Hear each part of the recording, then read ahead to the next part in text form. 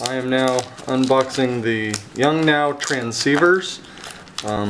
I went with these over the Pixel Kings mainly because I wanted to be able to still use a flash on the camera, basically pass through TTL, but also trigger an off-camera flash. Sorry for the unexciting trouble getting these open.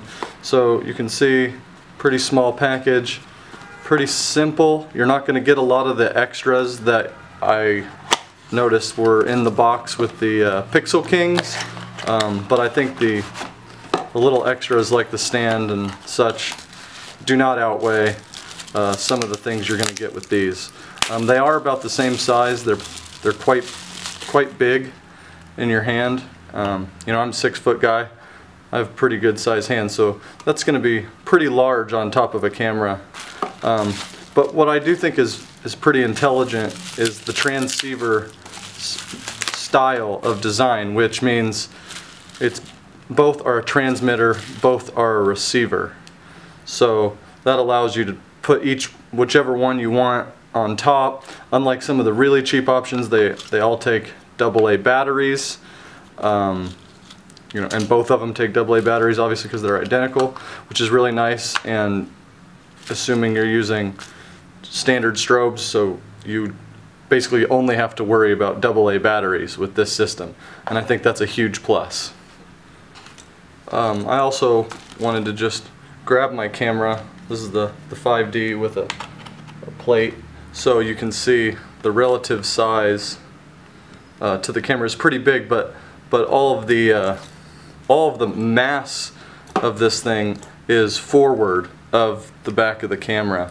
So you can assume that it won't be in your face when you're looking up to the eyepiece. So I think that's an important thing to call out, that the mass of this thing is out in front. And the last thing I just wanted to point out is that this does have a focused assist. It's an infrared beam, and I'll show you that pattern here in just a moment. I also want to show you that this thing tends to light up like a Christmas tree. It's pretty bright. You've got a bright red, 2 bright green. It shows you the channel. It's probably pretty hard to see, but it says C1, C2, and C3, and then on this side A, B, and C. So that's your channel and your group setting, and hopefully I can talk about that a little more either later in this post or in a separate post.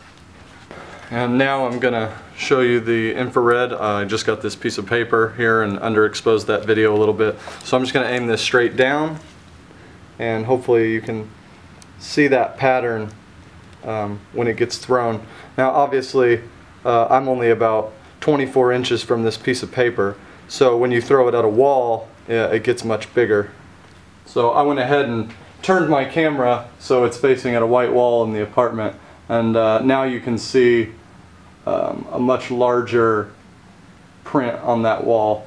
For scale, here's a lazy boy and whatnot, but so on that wall it is about 2 feet across, so it's hitting a lot of those points to ensure that one of them is able to focus. And anybody who's ever aimed a camera at a white wall knows that it's usually pretty hard, but my camera is locking on pretty much immediately when this thing flashes up there.